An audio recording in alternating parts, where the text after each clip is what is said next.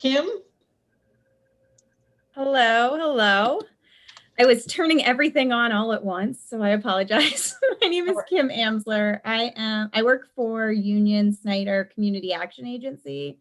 I'm the operations director, and I actually saw Chris's posts on Workplace, which is how I ended up here this evening. I work directly with our service navigation team, our housing and our energy teams, and so I've been with CAA for about a year. I spent a lot of time learning and talking to some very smart people, and really just throughout the pandemic is when I have dove into housing. Our team took on the rent relief program that we were doing, and we've now been working on our housing plan to face whatever is going to come towards us in 2021 as we begin to face evictions, although I recognize that has been pushed back a bit at this point. So just joined to learn and to listen to all of you. Thank you. Thanks for being here. Sonia.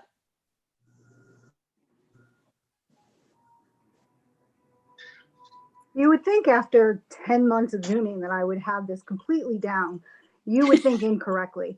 Hello to those who don't know me. I'm Sonia Pizzi. I work with the Education for Children and Youth Experiencing Homelessness program. To keep it simple, we just call it ECK Yeah.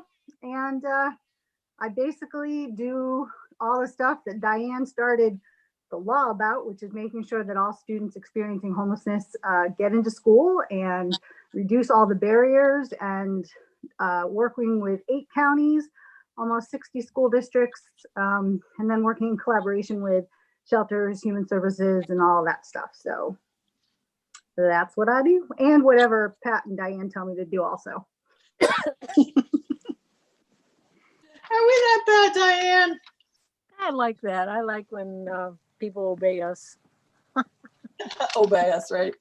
We just need about 2 or 3 million more of you 15 people, and we would have this whole thing turned right around.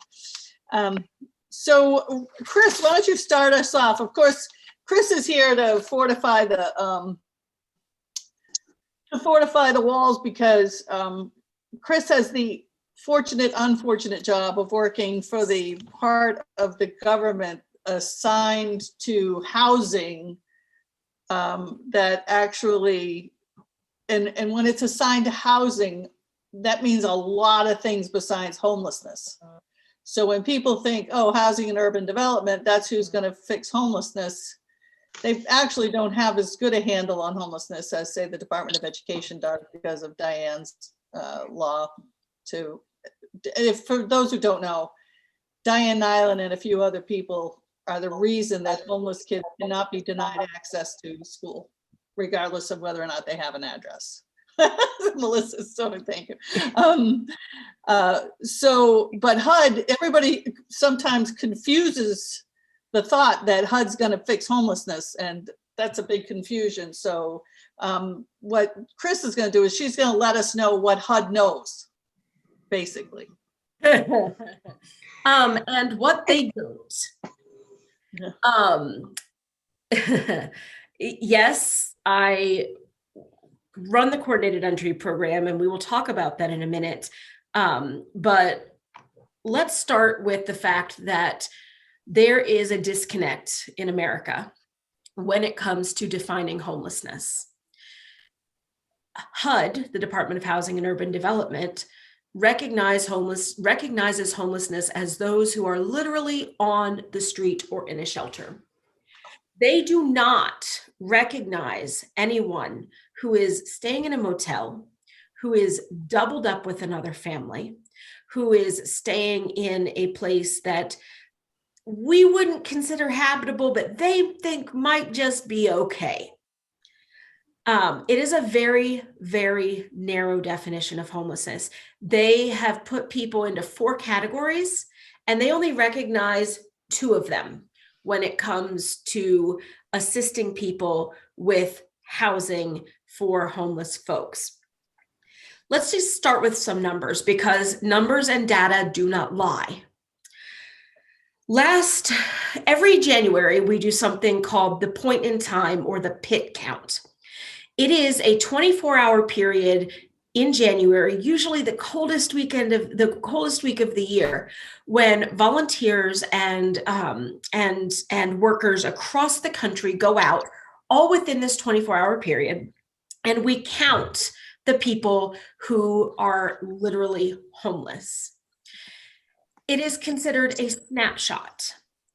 And that one night, that one little picture of one night in January of the people you might find in a 4-hour period, that's the number that they base how many homeless people there are in America on. And that is how they base our funding for those people to be rehoused. I'm using 2018's statistics because I want to show you the difference between HUD and the Department of Education. In 2018, HUD said on that night in January 24th, that there were roughly 553,000 people experiencing homelessness in the United States. Simultaneously, the Department of Education released a report saying how many homeless students there were in 2018. Their report said that there are 1,508,265 recorded students experiencing homelessness. That is more than 1 million more than what HUD considers homeless. And those are the people who are completely in the margins. They are in hotels, they are doubled up. They maybe weren't homeless on the night of the point in time count, or maybe they weren't counted because they didn't fit the definition, or they were hiding. Because let's just be real, if you have, or they were at work. If you have children, that is also true. If you have children and you know that people are out counting people experiencing homelessness, you're going to hide because you want to protect your children. So there's a huge discrepancy between what HUD says and what the reality of the problem is. And that is because of that narrow definition. There is a coming tsunami that we are bracing for. We got a short reprieve today when the stimulus bill was passed that pushed back the eviction moratorium to January 31st, but that tsunami is coming. Our hotline 211, which you can call to get help with any kind of crisis with housing or utilities or anything like that, they have seen a 67% uptick in first-time callers in the last 30 days. 67% more people have called in, and they are people who have never called before. There is a tsunami that is building. We can hear the rumblings. We can see it on the horizon, and we are not going to have the adequate funding to stop it. We are working, those of us in housing services, and I'm talking about the homelessness portion of HUD. We are working with half of the budget that we had during the Nixon administration. And that is not adjusting for inflation. That is raw numbers. We are working with half of the budget that we had before I was born. And we know that inflation has not stagnated. Inflation continues. So that money does not go nearly as far as it did in the Nixon administration. So what do we do? How do we balance this overwhelming amount of people who are experiencing literal homelessness? I am, from now on, when I use the word homelessness, I am talking about HUD category 1 homelessness, which is on the streets, in a shelter, in a place not meant for human habitation. So just using that narrow definition, we still don't have enough money to help everyone. So how do we change that system to make sure that the people who need the help the most are the ones who are getting served first. Enter coordinated entry. Coordinated entry is a housing systems change philosophy, whereby it used to be, let's say Pat and Diane are both homeless. Diane has a vehicle. Diane has a day off from work. Diane can afford to get up and drive the 3 miles outside of town to the housing office to go get on a waiting list. So she's there when they open. So now Diane has got her name on that list. Meanwhile, Pat doesn't have a car. She has to work at her minimum wage job. And then she has to drag her 3 little children 3 miles in their stroller, walking out to the housing office. By the time she gets there, 75 people have already gotten on the list in front of her just because they have less circumstances holding them back. And we see that all the time. There are people experiencing mental illness. There are people experiencing physical illness. There are people who work long, long hours, 2, 3 jobs. People who don't have access to vehicles. There's no public transportation. All of these things are standing in the way, and they are raising barriers up. And it is making it makes it harder for them to get the help they need, when in fact, they may have less resources at their disposal and less of a support system than someone like Diane, who has, a little bit less going on, right? So He doesn't mean it that way. I know that's so what coordinated entry does is, instead of working like a first come, first served list, it works more like a hospital. We give people an assessment, and it looks holistically at a person. It looks at all of the risk factors: emergency service use, potential for exploitation, mental health, physical health, substance abuse, trauma, children, all of these things. And it triages people based on their level of need and the height of their barrier. And it puts them on the list in order of severity. The highest acuity people launch to the top, because we want to make sure that with those limited funds, remember, we're working with half of the budget we have now than we had in the Nixon administration. There's just not enough money to go around. So we want to make sure that the people who need it the most are actually having a chance to get it first. And part of that means that we are looking at the data of who's accessing our system. And we're also looking at that data to not only say who has the highest barriers, but also what populations are utilizing our system the most and why. And again, numbers don't lie. And we are learning that people of color are accessing our system at rates higher than anyone else, when they are not, that the proportion of which they are accessing our system is not the proportion of how many people there are in society. Why are only 17% of our population Black, Indigenous, people of color, but 53% of the people in our system are people of color?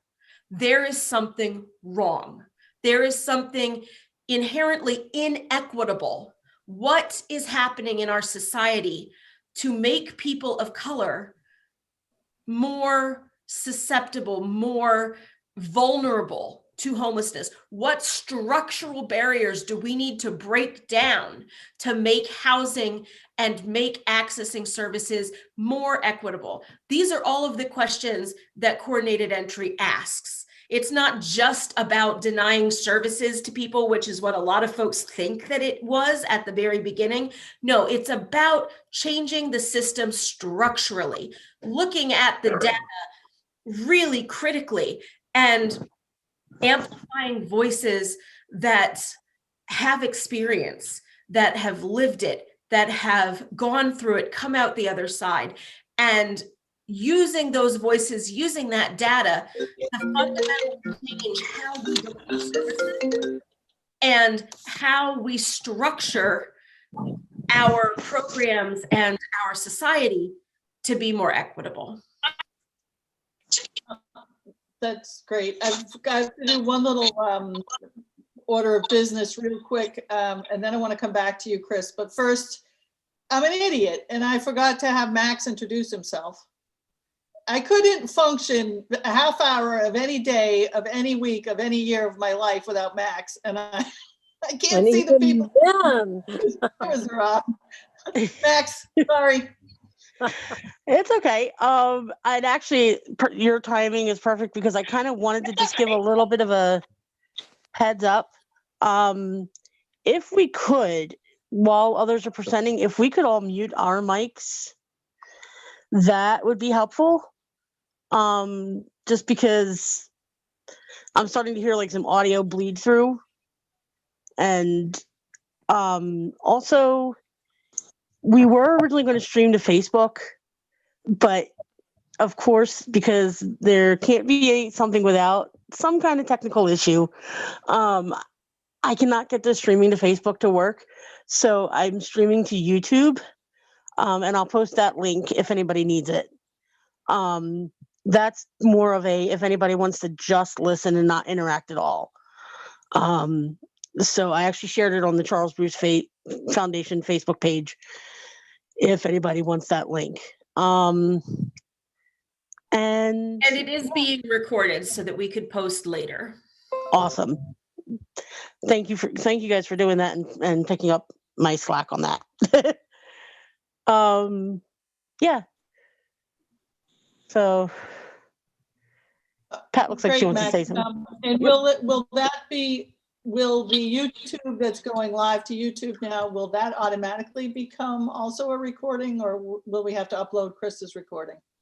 Barring any problems, that should become an available recording. But let's hang on to Chris's just to be on the safe side. Because there's one thing I've learned in dealing with stuff, it's always have a backup.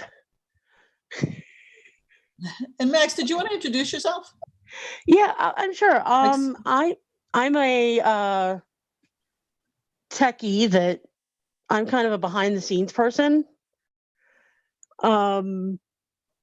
So, and I had something thought out that I was going to say, and of course I lost my train of thought. But yeah, I get to help people like Pat and Diane and Sonia, and used to help Chris. Taught her a lot of what she knows. She'll probably get me for that later, but no, it's actually been great to see like different folks that I've worked with pick up as they've worked with me and kind of not need me as much. So, but yeah, I've gotten to do some really exciting stuff, and this in particular is a subject close to my heart because of my personal experiences, which are definitely too long to get into here. So, but yeah, I'm gonna stop rambling now. And yeah. All right, thanks, Max. Yep. So I think, what Chris presented in the fact that there's this basically this hierarchy of need that is now being assessed by people who do Chris's job inside of HUD. Once they get into the narrow definition of homelessness, they identify who is in need and they put them on a scale. And the federal government has allocated so little money to address the problems that present themselves to Chris and the other coordinated entry people. They're pretty much, you have to have 16 out of 16 problems or you're not going to get housing. And so, 14 out of 16, that's a lot of problems beyond just being really work that way. There's actually a complex matrix that is getting more complex because as we are getting a couple of years into the system, we are finding that things like physical health issues, domestic violence, and other things are often more of a barrier than other sorts of things. So we are actually in the process of currently revamping our assessment matrix. So it will no longer only be a number. It will be a number and a set of circumstances. So there is, unfortunately, there is an inequitable distribution of resources of that little funding. Often rural areas are left behind. I know Cumberland County struggles a lot to get rapid rehousing dollars and permanent supportive housing dollars, which is the longest term permanent subsidy. Rapid rehousing is a temporary subsidy to help give people breathing room while they get back on their feet. But permanent supportive housing is a permanent subsidy for those who have a disability and are chronically homeless.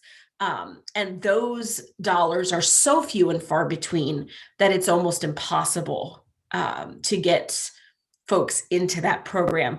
So what we've done to sort of mitigate that is we've started working for some creative partnerships. We know we can't rely on federal grant dollars. So every month we have what we call by name list meetings, where we go through the list of every single person who has come through our system, who is on that wait list.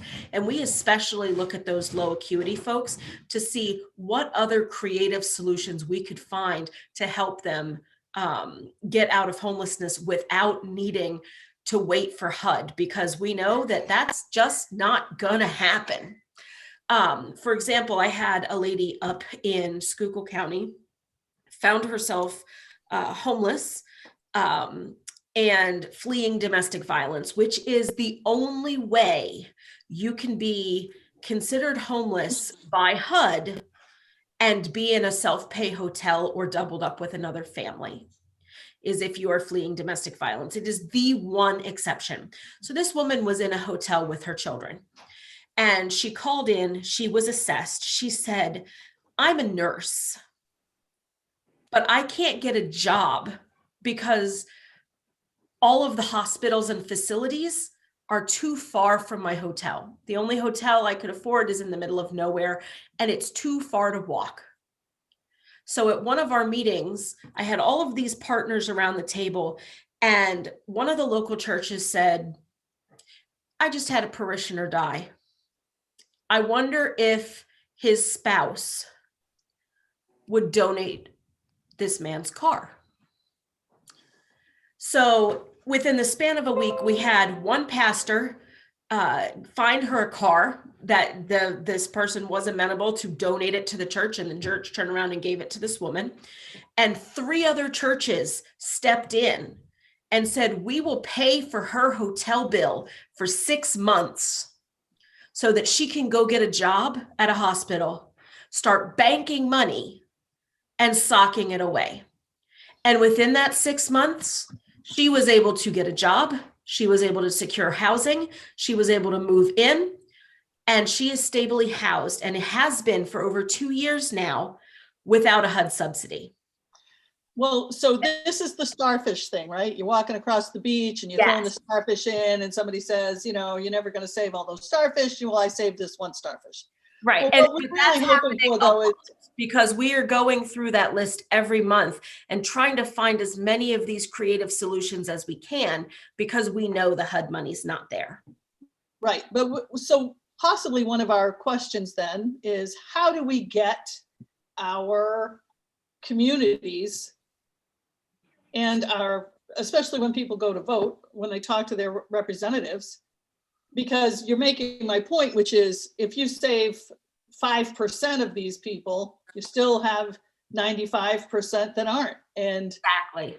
And so we could have 1,000 heroes and maybe everybody could die and give someone else their car. But I don't really think that would be the solution for homelessness as a global solution. one of the things I like to tell people, if they're willing to listen long enough, and maybe Diane can tell us one of the things that she tries to tell people, but one of the things I try to remind people of is everybody believes in housing subsidies. Everybody does. Everybody thinks it's just fine to help somebody pay for their house when it's the mortgage deduction.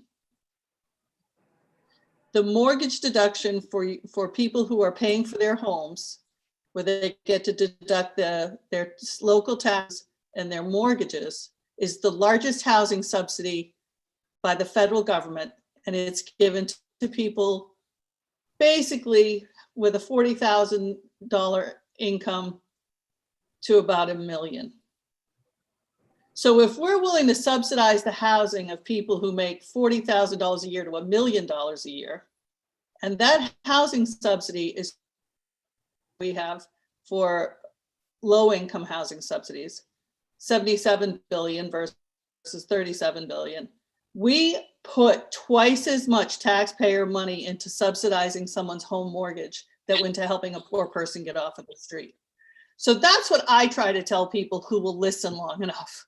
You know, it's not that people don't believe in housing subsidies. They just want to give it to a guy with a $500,000 mortgage. You know, and my head's on tilt. Correct. And our workforce, I like to call it workforce housing. It's our workforce that we're trying to house, because just like Chris was saying, this is a nurse, which we need more than anything right now. Diane, what is your argument you use when you're trying to talk to people about changing the way they look at homelessness? And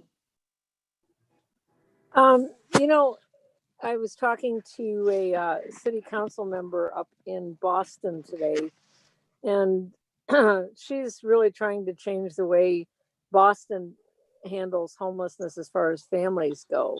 And I have to say that I'm impressed with what she wants to do and what she wants to learn. And I said to her, you know, we just need to remind people that the adults on the street, many of them were experienced homelessness as kids. And, you know, we didn't do anything then. And so we're good with letting them be on the streets. And that's just so counterproductive. You know, it's counterproductive for the human beings involved, and it's a lot more expensive. So she certainly heard the logic on that, and I think is going to try to get something going.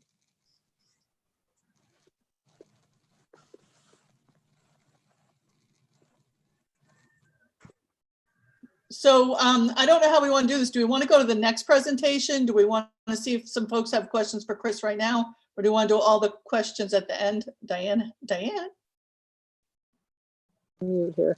You know, I want to just, because this is Homeless Persons Memorial Day, the whole thing. And as I was driving across Kentucky, Missouri, Illinois, and into Indiana today, I was thinking of some of the people that I knew that died and how we commemorated it then. And you know, it's like we talk about the essentials. I mean, what Chris is talking about, what we're going to talk about in the session, it's all important to keep people alive, to fight for the living. But I remember one Memorial Day night commemoration we did at our shelter, and you know, our chant was "Remember the dead and care about the living."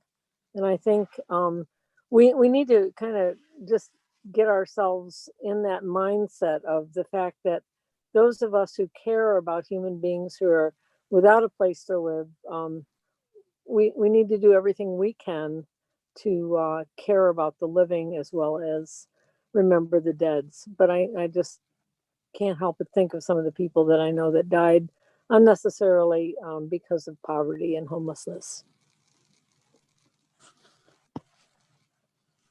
Thank you, Diane. And we are going to close out tonight with Chris giving a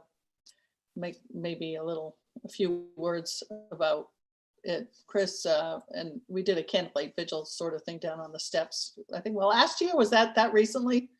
We've done it. Feels like it. I don't know. This year's been 10 years long, so I don't remember anything that happened before it. So I think what we'll do then is maybe get questions at the end. I know Sonia can't stay on much longer, and we want to get Sonia in here. Thanks for those words though, Diane, because it is really important. I think of a number of people who I knew their last bed was their only bed because they died, basically living on the streets. Sonia, do you want to give us a little recap about, or give us an idea what it's like for homeless kids during this pandemic? Sure. Do we have like cocktail hour to do that? Let's see. In a nutshell, what it's like for these students is chaos. I mean, we have people who are traditional students and traditional parents and traditional homes who are struggling with the blended learning or all virtual or, in person, all of that. But then imagine having to do it when you don't have your own space. And our program is different from HUD in that we have a broader definition. I almost said better, and Diane can say Let's that. be real, But it is better. Okay, thank you. So it's a definition that I believe that really encompasses what homelessness looks like, because I think that when people say literal homeless versus homeless, there's that it feeds into a stereotype that we have to look past. And one of that, the growing population, especially in that 1.5 million that Chris mentioned earlier, are people who are living doubled up, tripled up, illegally doubled up, staying in hotels because they can afford, paying $40 a day or $125 a week, but may not be able to stay another week, and can't afford to save up for first month's rent, security deposit, that type of thing. So our definition in the education world is broader, and I believe it is a better sense of what reality is. So with the program, again, saying what Diane had started and being part of the McKinney-Vento Act, it's really just making sure we can get these kiddos and participating in school fully. What does that look like in the pandemic? Well, it looks like if they're staying in a shelter, you've got 10 kids all in one space that could be a 10 by 10 room trying to be in separate Zoom classrooms without earbuds or without headphones because somebody thinks that they're not necessary equipment for them to be able to have full access to education. It looks like the unaccompanied teenagers that I do outreaches to, who are staying in abandoned buildings and cars, who during the nicer months would meet at a park, and I would be their hotspot because they couldn't get a hotspot in the rural areas that they were in. And now that it's colder, we have to look for other things and be more creative for them. The pandemic has really made people think outside of, we're supposed to wash our hands all the time. If you don't have running water or electricity, where do you wash your hands? How do you have that hygiene? How do you worry about school when you need to think about food? And the whole in school, out of school, inconsistency where, no, we're going to have in person, but, oh, we found 3 cases, we have to close the building. That is more unstable than just saying flat out, we're going to all go virtual. And while all going virtual does seem to take away some things, by going all virtual, some people are able to say, hey, now we can tell you this is where you can get food every day without having to worry about, 2 days if we close, we're not gonna be able to get that, your food into you then. But schools provide laundry services for these kids. Every state does things differently with their McKinney-Vento funds, but McKinney-Vento is a federal law. So we all have to work to reduce and eliminate barriers to the education. And sometimes people hear that and think, well, just give them school supplies, give them a backpack. And yes, that is absolutely something that's needed, but it's also the basic needs that you think about what you did when you got up this morning to prepare for work or prepare for your day. Even those who are working remotely, what did you have to do? And one of the biggest things is just having reliable internet. If you have to do things remotely, I don't have reliable internet. I have DSL. I'm out in the rural area. So it at times freezes and does all that stuff. And to me, it's like, oh, you know, I just adapt to it. But then when you're dinged or marked absent or marked late or marked anything that goes against you in your attendance, that's creating a barrier to you being able to function moving forward, to you being able to do your homework or to participate in your class fully, to fully be able to understand what is going on if they don't have those connections. Schools have to do so much, and I'm not bashing schools right now because they are working hard, and all of the liaisons in my region are really doing a good job of asking for ways that we can work and help these students who are experiencing homelessness. And I'll get emails every day saying, okay, what do you suggest for this? One of my greatest superpowers is thinking outside of a box because I don't fit in a box. I'm a complete maze of possibilities. And because of that maze of possibilities, I can create 3D chess and I can say, you know what, how about we try this? Or here's this part, but we're going to adapt it to your situation and let's see if that works. And because I have that ability, it allows people to say, oh, I can talk to my regional coordinator because Pennsylvania uses regions, and that liaison can talk to a regional coordinator and say, okay, Sonia, help me process through this. How can I do this? And I think that's important. I think that there needs to be a team. A community can be the team. The folks on this particular Zoom can be a team. It's a matter of just creating those rules and getting to know people. 7 years ago, I started an awareness week specifically for students who are experiencing homelessness, because in November, it's all homeless and hunger awareness, but I wanted there to be one specifically for students. Diane knew who I was or had heard my name or whatever. She told Pat to contact me because Pat had a radio station, and then Pat had me go on the radio station, and nervous as all get out, I will say I was so nervous. But Pat was really good about, figuring out how I could get this information out to people and helping nurture that.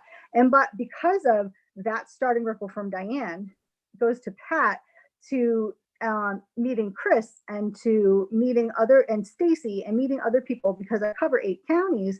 And those ripples are just huge waves of success, especially when we're working in Cumberland County. We have huge waves of success. And when I get my other 7 counties in there, it's like this tsunami of just potential. And that's what we look to do with all of our students who are doing this. So the pandemic is hard for everybody, and I don't want to dismiss those feelings, but it's also hard for students and families who do not have their own space, who can't retreat to their own private area to just have a meltdown or have any of that. And if you can't do that as a student who doesn't know how to express their emotions or doesn't have the capacity to understand the trauma that they're going through, then that can make them into that can put them into a category that education folks would be like, well, they're a troublemaker, or they don't do their work like they're supposed to, or they're this or they're that, when really they're going through such trauma. And they just need one person to talk to and to say, okay, I see you're struggling, or I hear what you're saying. Let's see what we can do to help you. What can I do to help? It's not going to make you perfect. I can't give you a home, but we're going to make sure that you get education and move on.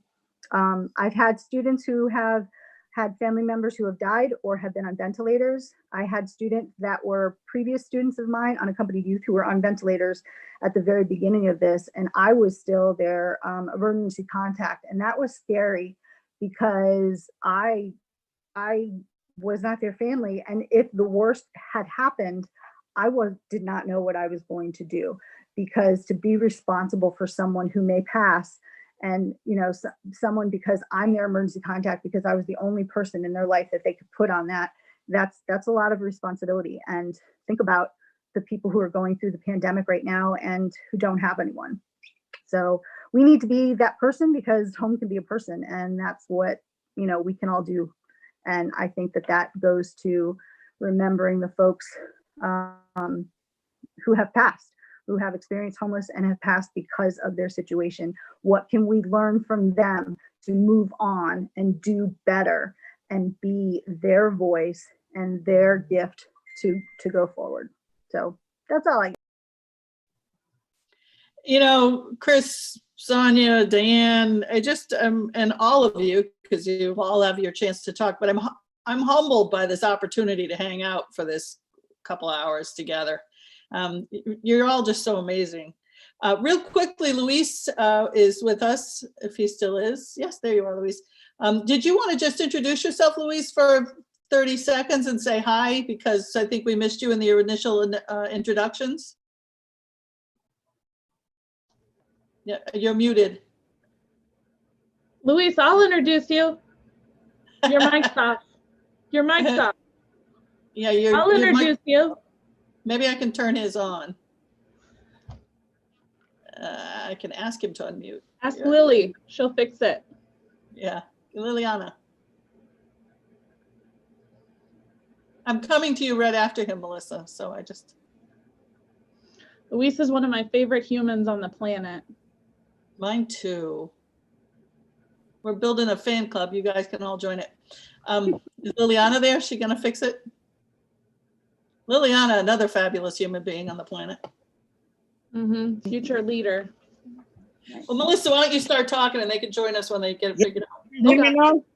Yes, there you are. Oh, okay. My name is Luis Batres. I really love this woman too. She's one of my friends.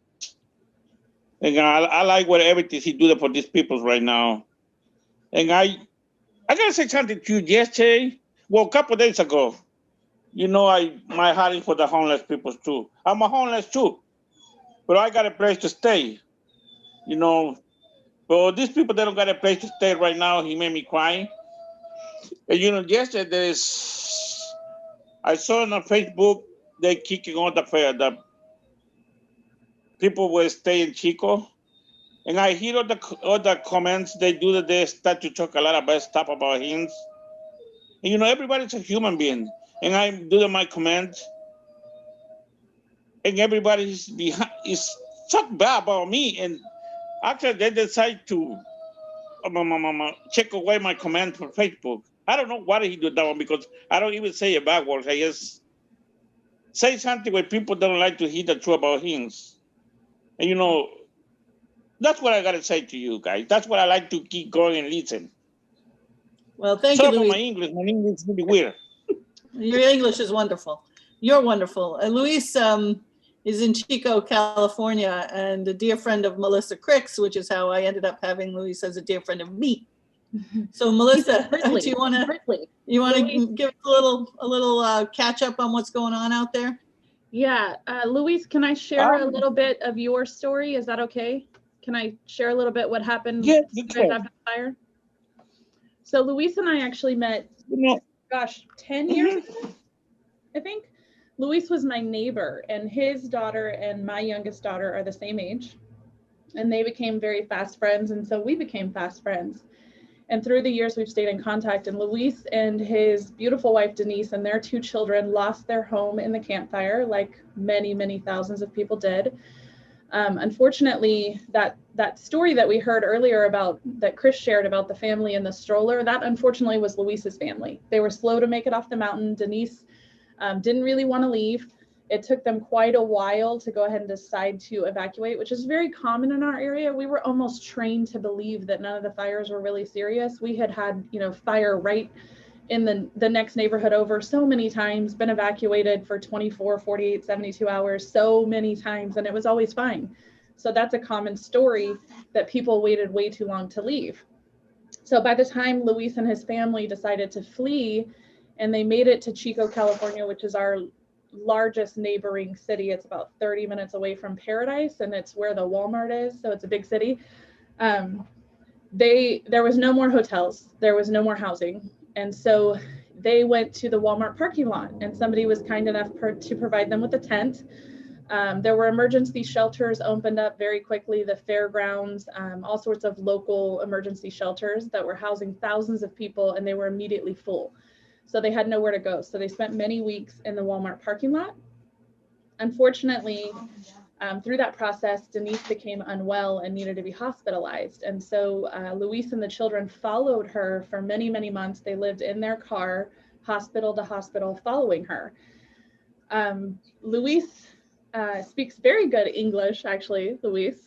But Denise usually does the speaking for the family. And so with her unwell, he struggled significantly to communicate and advocate for his family with resource agencies, Section 8, HUD, FEMA, every agency that was available. And so even with those of us trying to help during such a massive crisis, the advocacy was very inconsistent. And so they refused to accept him. And it was well over a year before they finally landed a FEMA trailer, which is where they are currently to this day, a FEMA trailer in Gridley.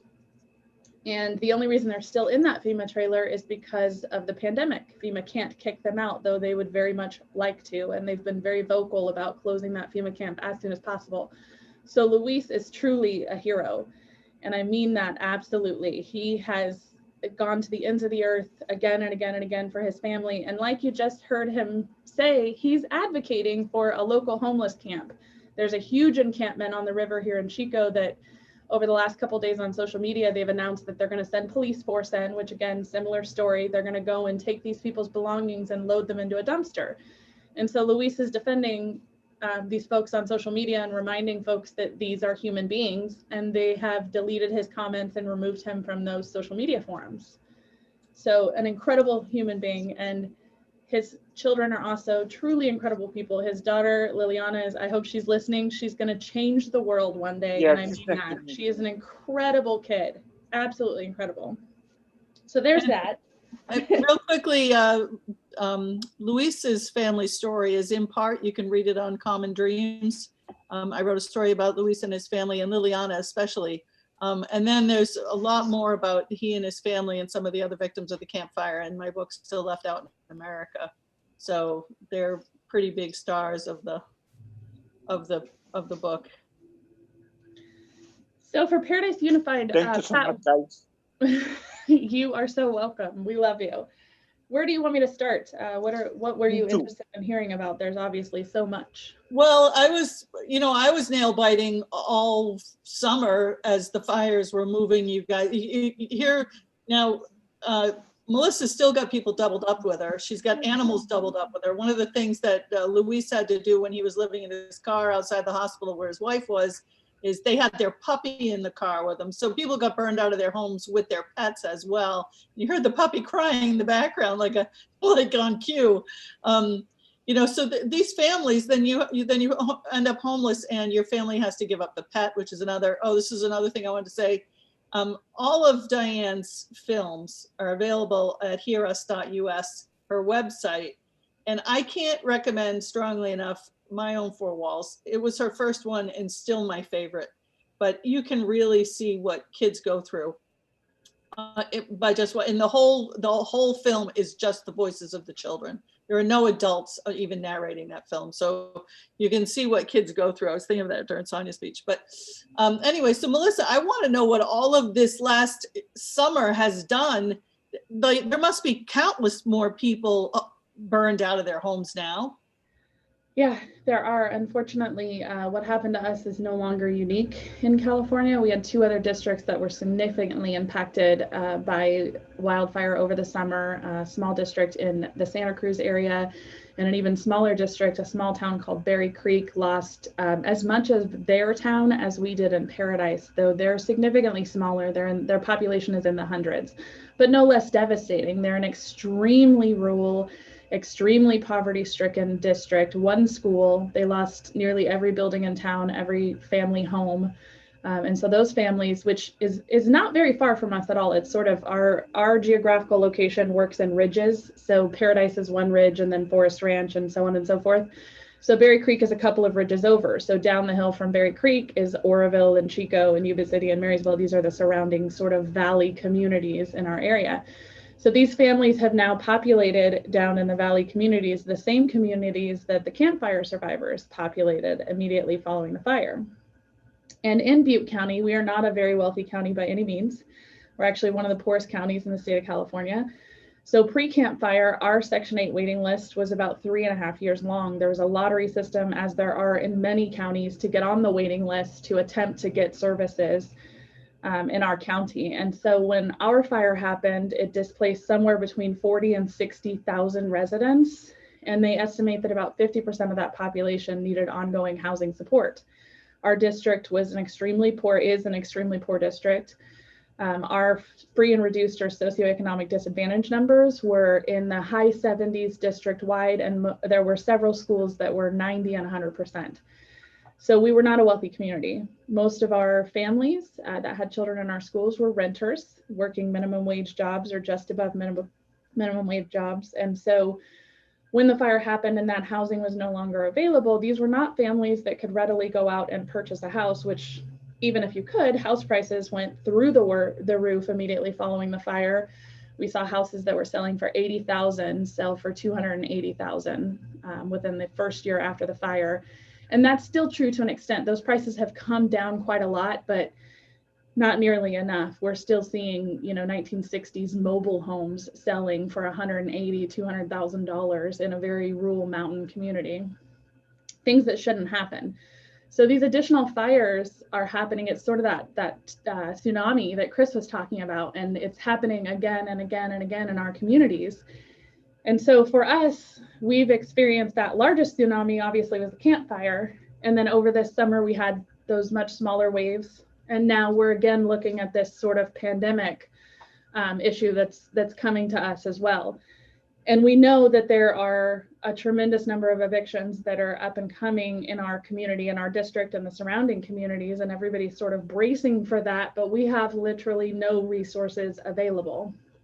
Any of the emergency funding that we received immediately following the fire has been quickly exhausted. FEMA moved on very, very quickly. Like I mentioned, they would not be housing folks in that Gridley location had the pandemic not occurred. They wanted them out July of 2019 and have been very vocal about that process. Interestingly enough, FEMA also follows those similar HUD guidelines in what their definition of homelessness is. And so after the fire, families that were seeking FEMA trailers were denied if they had a vehicle to live in, if they were doubled up, if they received a donated camper, regardless of the condition or quality of the camper, even if it was, just a shell and completely non-functional, no water, no electricity. This was considered housing, and then you were disqualified for these FEMA services. And this is ongoing. This is true, again, of the additional fires that are happening in Northern California. We're seeing sort of the same process repeated, which is hurtful above all else. It's absolutely maddening. And then as far as Paradise Unified, would you like me to talk about our numbers, or where do you want me to go from here, Pat? I apologize, I'm having a quick goldfish and Oreo dinner at my desk. My workday's not quite over. That's right, because it's 6:15 there. Yes. Well, you had about 1,800 people back in Paradise when I last checked in with you, and all the kids were still technically homeless. So what's it now? So yes, McKinney Vento. Thank you, Diane, wherever you are. Thank you. Thank you. Those words have left my mouth so many times in the last 2 years, I can't even begin to express the process that these kids have gone through. But pre-fire, we had about 3,400, just under 3,500 kids in Paradise Unified. The day after the fire, every kid in the district was declared McKinney Vento. It was about 2 weeks after, but nonetheless. So we went to 100%. Pre-fire, we were right at about 30%, I believe. That number I don't think is accurate. We do our own point in time count like most districts do. And those counts we know are not highly accurate, but that's the system that we use.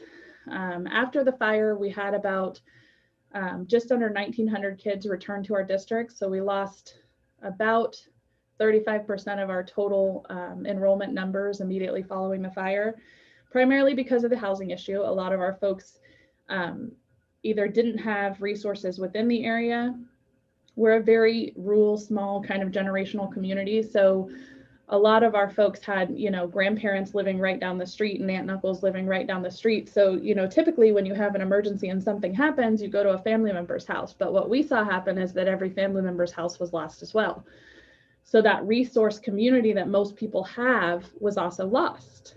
And so we saw a lot of people leave the state, certainly leave the county in order to sort of find those resources. Since that first year, we've now dropped down to about 1,450 students. So we continue to lose students, and that's happening for a number of reasons. Housing is a huge one and near the top of the list. We've seen a lot of fluctuation with housing during the pandemic. We had an astonishing number of families doubled up and tripled up in the first year, year and a half or so after the fire. And being doubled and tripled up with other families works really well when all the kids are going to school and the parents are going to work. But when everybody's suddenly home and sharing a household, that doesn't work as well. And so we saw a lot of families that unfortunately needed to transition and find another housing option during the pandemic. So we continue to see that happening. The other big issue that we're seeing that I think a lot of people aren't aware of is PG&E is doing what they call PSPSs for us, which is power safety shutoff days in our community. So the day before the campfire, PG&E, which is our power company, Pacific Gas and Electric, who is responsible for our fire and the fires in our surrounding communities, notified us that there was going to be a windstorm event and that they might shut our power off to prevent a wildfire. They made the decision not to shut the power off, and the result was the campfire, which took Paradise. After that, they now shut the power off every time, which is great because we don't want another event. But what happens then is we lose power consistently throughout the summer.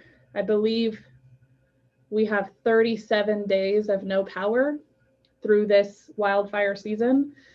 And so folks that are living in a very rural community in a poverty situation already are now without power. So many families have moved on as a result of that as well, because what happens is they shut your power off, and if you can't afford a generator, everything in the house spoils, especially when it's off in 3 or 4 days at a time. And over the summer, it was happening so that our power would go off on a Thursday and it would be off to the following Tuesday or Wednesday. It would come back on for 2 or 3 or 4 days, and then it would go out for several days again. And if it wasn't several days later, it was 2 weeks later. And so they would give you just enough time to put some food in the refrigerator, and then it would spoil again. So food shortages, housing shortages, and then just overall social emotional wellness. We saw a huge increase in people that just had to get away. They just couldn't be here locally anymore because at some point it's just all too much. And so we're still very much in flux as far as who's staying and who's going. Housing in the town of Paradise is a huge issue right now. There are about 1,500 active build permits. We've had very few, I believe under 10 multifamily units rebuilt. When I say multifamily, I mean 3, 4, 5 rebuilt in the town of Paradise. No apartment buildings, nothing like that. We've just got our first trailer park back. There's not a lot of people moving into it just yet. So there's a tremendous lack of housing in the town of Paradise. So our district now is suddenly concentrated in our far northern communities. Just above the town of Paradise is the town of Magalia, which has about 12,000 people. And then from there, it gets significantly smaller. The next town is Sterling City, which has about 300 people. So following the campfire, we now have about 70% of our district population in Magalia and Sterling City. And then the remaining 30% still travel to our district from surrounding communities, Chico, Oroville, Yuba City, Sacramento. We still have kids traveling up to 2 hours one way to attend school in our district.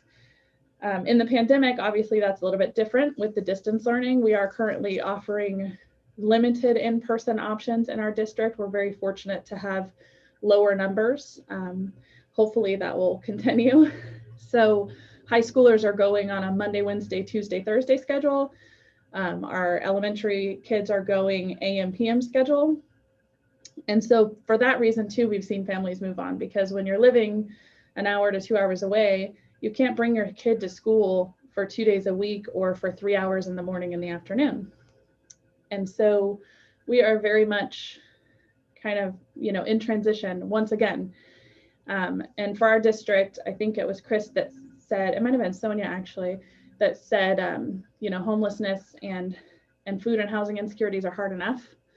But when you add additional factors, and boy, does Paradise have additional factors. We've got the fire and the pandemic, and then just, not being a wealthy community. Our social emotional wellness was not, super fantastic before the fire.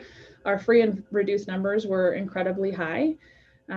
So it's a little bit of a mess, but we make progress every day. We're really proud of the things we have been able to accomplish. Our district has been incredibly proactive in making sure that our kids are fed during the pandemic. Our food service has partnered with our transportation service, and we will travel anywhere to feed children, whether it's in a school bus or somebody's vehicle. We deliver. We'll deliver as often as necessary. We really have some incredible people in our district that are committed to making sure that our kids have what they need. We are very fortunate to be saturated with counseling services. Following the fire, our County Office of Education and a couple of other agencies made a commitment to provide us with a couple of years of ongoing counseling services, which has been fantastic because, as you can imagine, folks are not particularly well on the social emotional front right now. There's a lot of stress, especially among our youth. We've had some tragedies. We've had some folks take their life. We've had some folks make attempts. We've seen an increase in drug use, in domestic violence among our youth, in fighting and other aggressive behavior. All of those sorts of characteristic things that you see when people are in crisis or when they're, experiencing long-term trauma, which is what's happening in our district.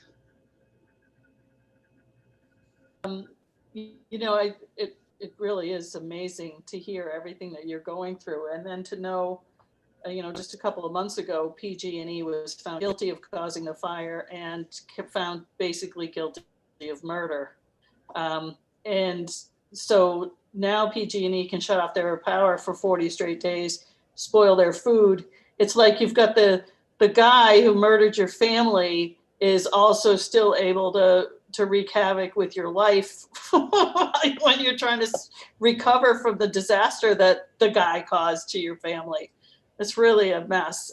I'm amazed by what you guys do. I'm really amazed by what you do, Melissa. You are a great hero of mine, and I'm just so grateful I got to know all you guys, and I can't wait for this damn pandemic to end so I come back out and see you.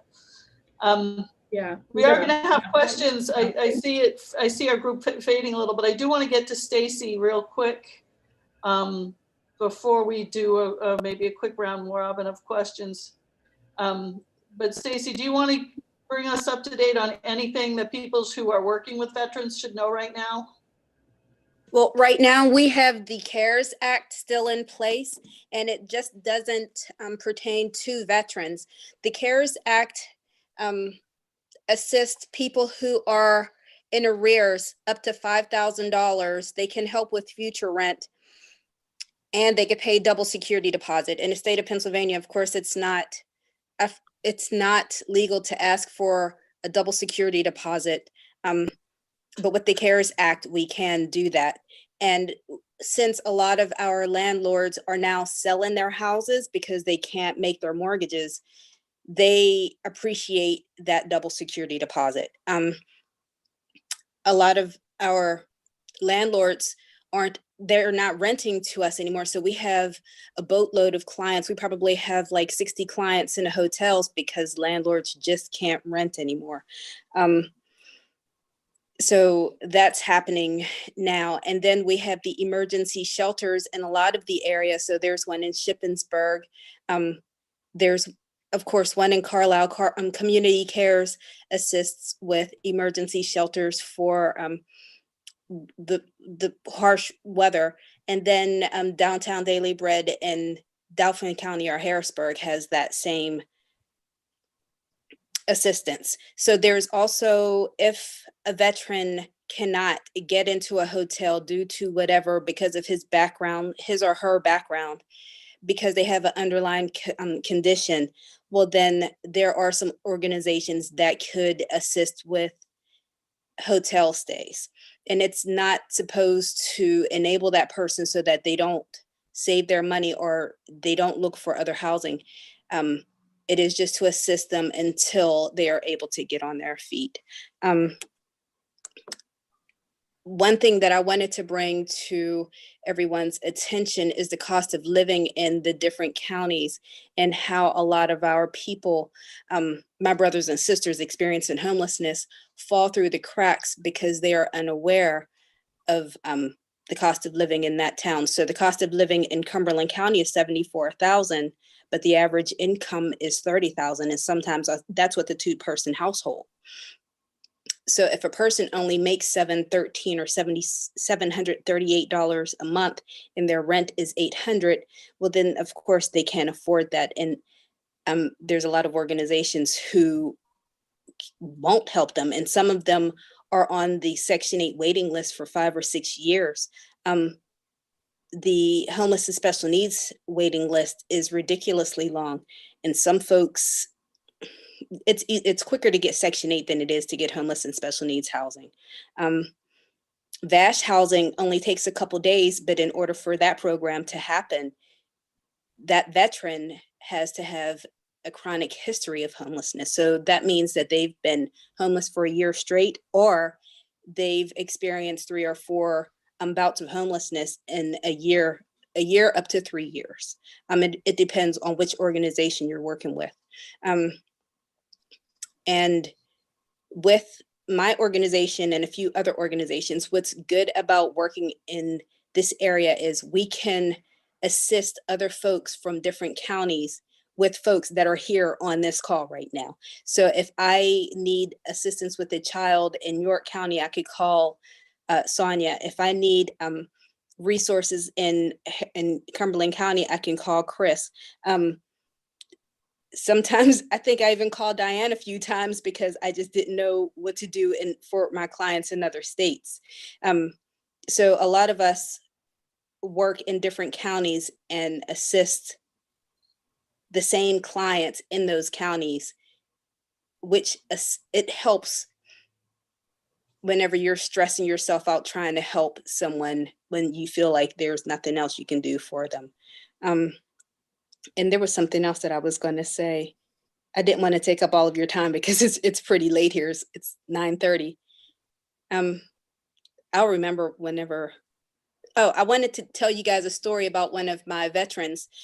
Chris was talking about the point in time count. And every year,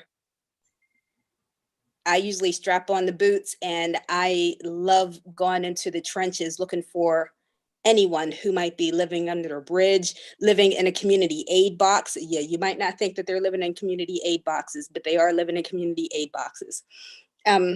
Living in abandoned buildings. Some of them, it's amazing where they are.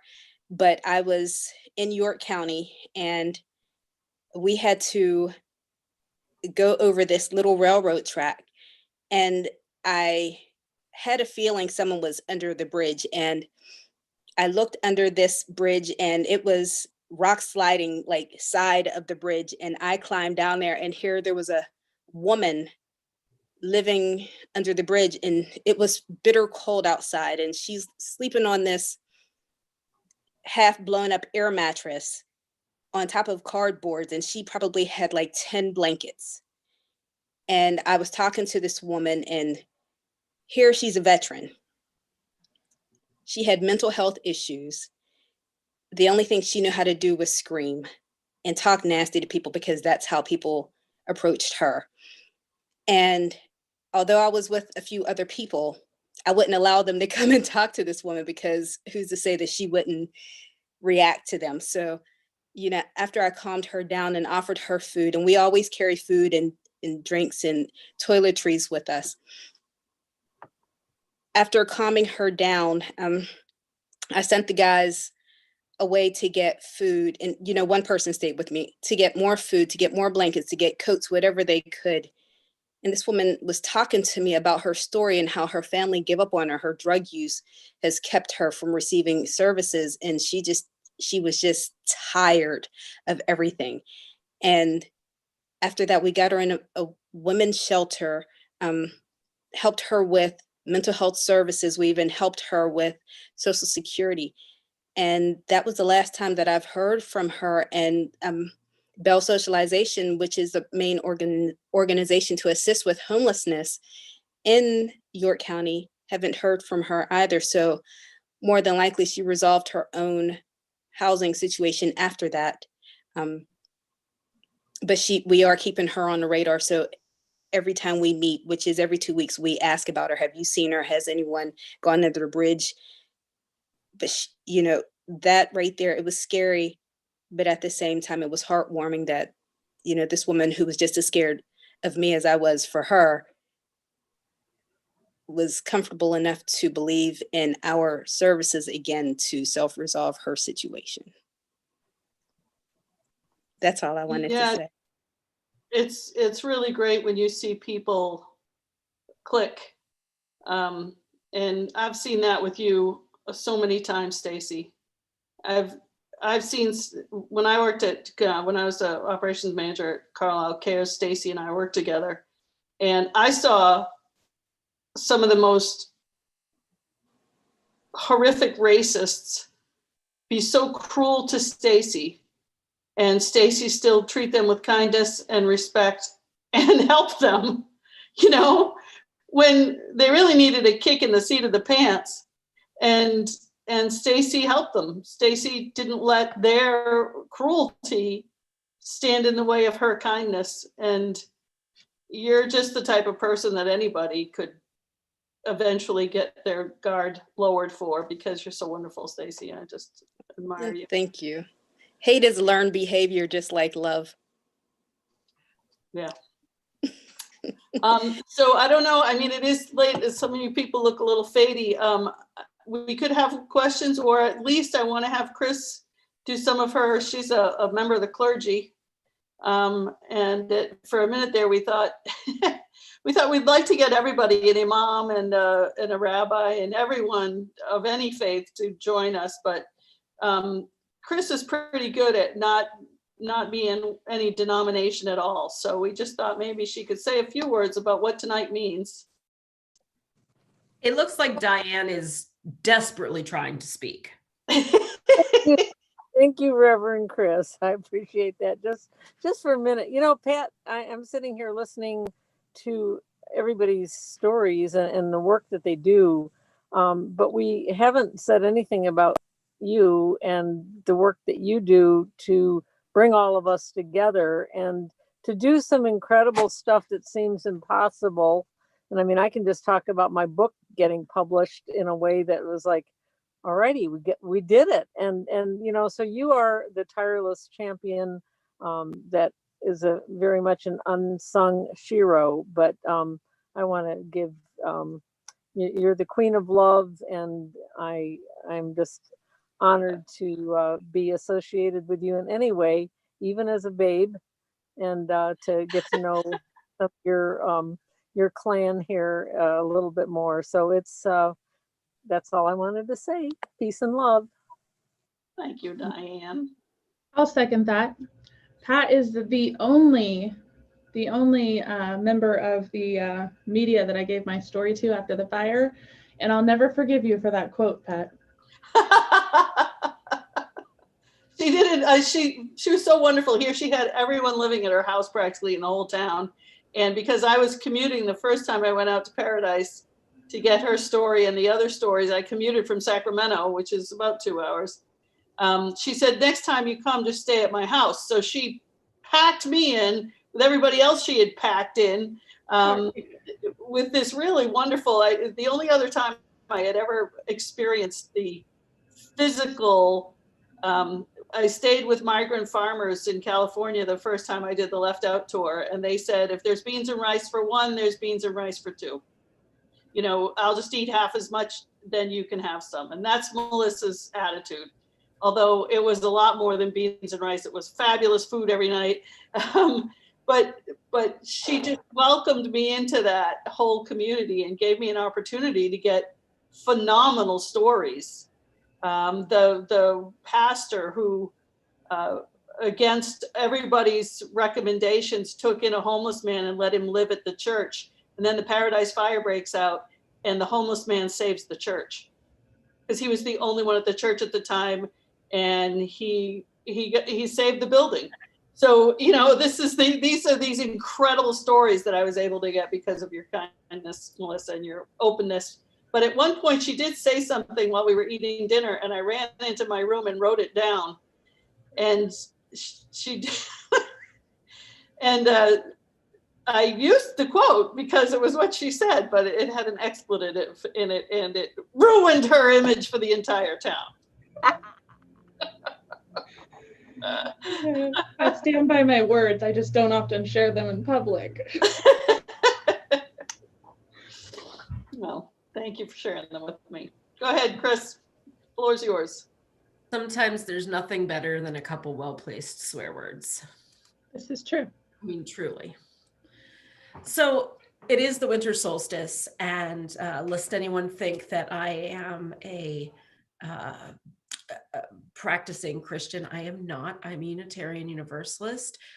So I believe that there are things to learn from Jesus. There are things to learn from Muhammad. There is a life that holds us all, and there is a love that holds us all in the dark. So I want to talk for just a moment about darkness. Tonight there will be 15 hours and 42 minutes of darkness. It is the longest night of the year. And on this, the darkest of nights, we take a moment to remember those who will go to bed tonight without a home to call their own. The majority of us will probably never know what it's like not to have a safe, secure place to call our own. But unfortunately, for far too many people, and more people in this year, homelessness is becoming an everyday reality. It is a reality that is made more complicated and dangerous than ever now because of the COVID-19 pandemic. What good is a stay-at-home order to those who have no home? What is different about a winter solstice when every night spent on the street is the longest night of the year? Tonight, we think of the households who are experiencing unsheltered homelessness, as well as the countless others who are doubled up with other families, who are couch surfing, who will go to bed tonight in dismal, rundown motels. We remember those who file into church basements, who claim their rubber mats and curl up on the floor. And for those who have to sleep in the elements because there is no more room in the proverbial inn. We bring forth from the darkness the unaccompanied youth, living in campgrounds and abandoned buildings, existing in the shadows, trying to secure their future while navigating the world alone in a pandemic. We acknowledge the veterans who served so bravely and who are once again sleeping in tents or outdoors, not on a battlefield, but in our own backyard. And above all, we grieve those who have died, whose lives were cut short because the strain of having no home is often too much for a human body to endure. So tonight we pause for a moment of silence. We acknowledge, we remember, we grieve on this longest night of the year and always, Please join me in a moment of silence and remembrance for those who have lived and died on the street this year.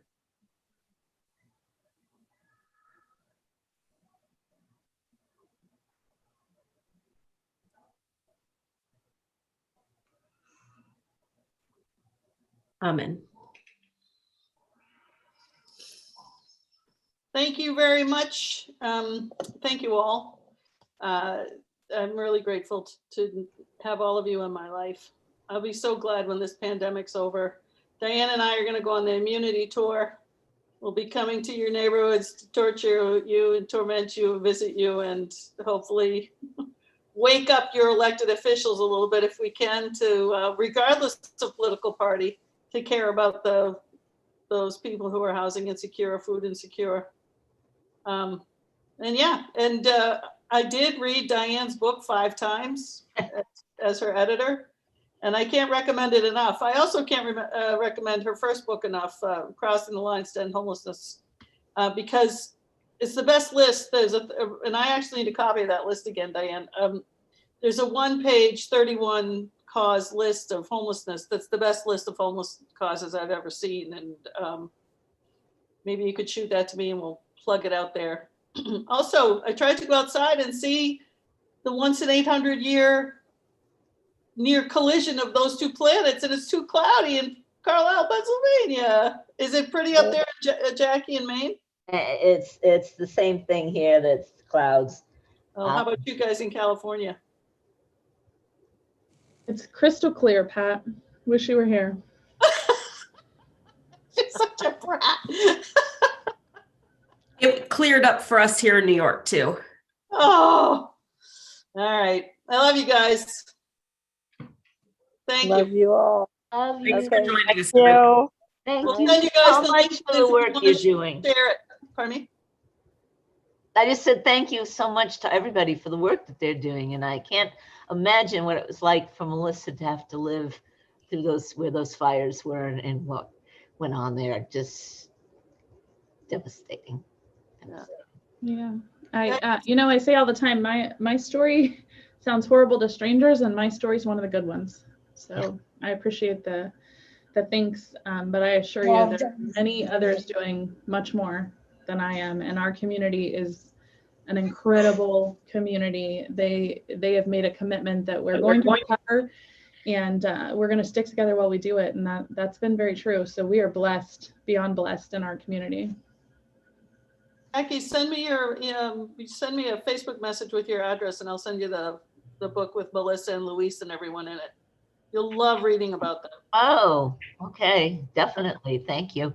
I should have brought and held up the homeless book from your 2004 tour. Well, that is in the back of this book. That original book is at the very back of this book, so you'll get a new copy of that too. I worked with Pat on putting together that tour back then. Back in the very beginning. So. I want to shout out Andrea and Kim. Thank you for joining us tonight. Thank you for the work you're doing.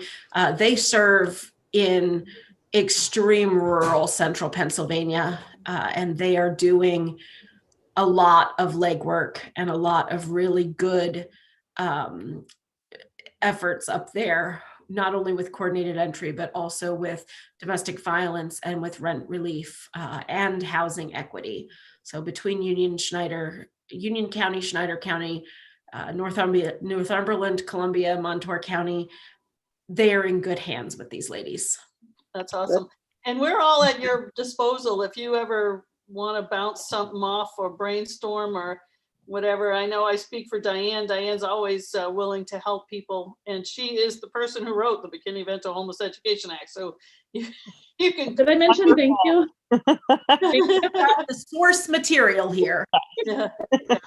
So on that note, I think Stacy mentioned resources when you have a question or you want to lean on a colleague. I've become quite adept at translating board policy related to McKinney-Vento. So it's different for every state and for every district. But if anybody ever needs a little help, I've finally learned to speak public education, 5 years in. So I'm always happy to help. I believe Great. actually is part of her area is your area as well. So there is overlap there. So if you need anybody's contact information, please feel free to reach out to me. Great. Thank you. I gotta say thank you too. I gotta say thank you to inviting me to this place, guys. And I gotta say thank you to Melissa so much to explain to you guys my situation. She's a wonderful woman. She is a wonderful woman. You're a wonderful man too, Louise. Thank you, Pat. My pleasure. I'll see you guys around the bend. I can't wait for the vaccine. Us too. Merry Christmas. Happy Merry Happy- Christmas. Thank you, everybody. Thank Thank you, you. everyone. We'll send you the link Bye. so you can share it if you want. Happy Thank you. Casey. Perfect.